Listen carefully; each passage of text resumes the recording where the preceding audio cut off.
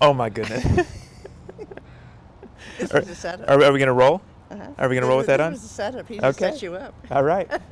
Well, good morning. My name is Jeremy Norden-Paul with the Washington State Developmental Disabilities Council. And I'm Sue Elliott, and I'm Dory this week with a different little mask that I had last week. It's fantastic. So thank you.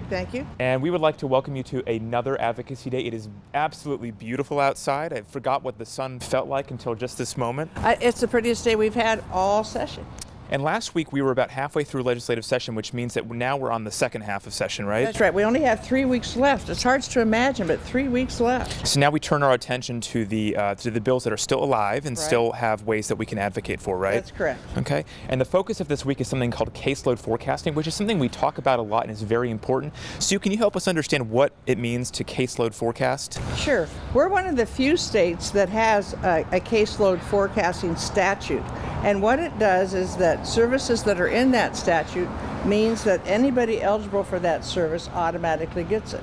So for example, our education system, anybody that's K through 12, if they're eligible, they move to our state, they automatically get it.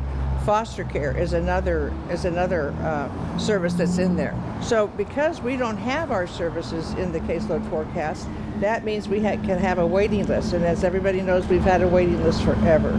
So that's what that means. We want to get our services in the caseload forecasts so that people that are eligible for that service automatically get it. And this is something that we've been advocating for a long time. In this session, there's at least a few bills specifically around caseload forecasting, right? And I've got them right in front of me. One of the ones we wanted to talk about is Senate Bill 6040, which, if I'm not mistaken, passed the House last week. Well, it passed the Senate. I'm sorry, passed the Senate last week. It passed the Senate last week, and it's on the way to the House. And that's a Senator Braun bill. And what that bill does, it takes the individuals that would be eligible for the family support, individual and family support waiver, and also the Basic Plus waiver, and it would be that they would be in the caseload forecast and that those people would be eligible and could get those services. And then there's one more that we've been tracking, which is House Bill 2591. Right. And we know that this one, the bill died, which means it's no longer in play this session, but there is a way that we can still advocate for what was included in that bill. How is that? Well, they always say that a bill's not dead until the session's over, right? Right. And so this bill would have taken the youth leaving foster care for 1821 to make sure that when they leave the foster care system, they have services in the community. That was his Representative Sen bill. That one did not get out of her committee, but we're still working to see if we can attach it to something else to make sure it gets out. Now, if it doesn't, then of course we'll come back next year. And is it, people sometimes refer to something called a budget proviso? Is that one of the ways that we could get it attached to something? Yes, budget proviso is language in the budget, like a paragraph or two, directing the state agency to forecast or to put money in their budget, let's say for the youth leaving foster care. Now, budget provisos only last for the session, so you'd have to go back all the time and make sure that money was in there. But it is another way, at least until we would get a bill passed. Right. And here's Larry Hill. What are they saying, Larry? Hey guys, we're right here back for another day of Advocacy Days. It's kind of quiet at the moment, but the people will be following in soon. So it's going to be an amazing day. Voices will be heard. It's going to be a great session. Let's get this party started. An issue that's happening right now that I am excited about is Senate Bill 6190 that passed the state Senate late last night actually, because it makes changes to our DD trust. And that also called the Dan Thompson Memorial Trust, and that is a trust with lands at particularly Fircrest and a trust is supposed to make money for its trustees, which would be people with developmental disabilities.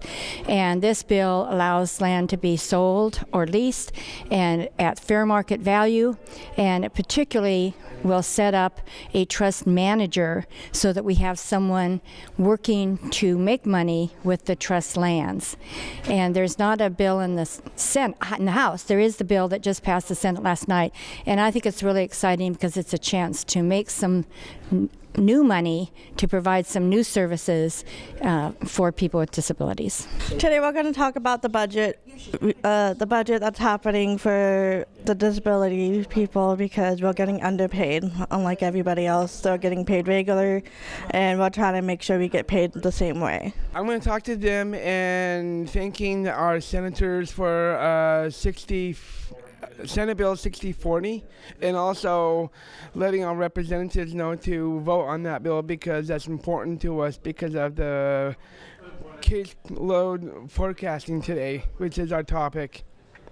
And it's important that the voices get heard. You excited today? Yes, I am very excited today because it's a beautiful day. Thank you very much. Well, now that we're in the home stretch, there's still a good time to get in touch with legislators. You can email them, you can meet with them in person, you can head down to the Capitol and see them face to face. Some of them are active on Facebook. Whatever way you do it, make sure that you do it over the next few weeks because the session is going to be over on March 13th. And remember, change is made by those who show up.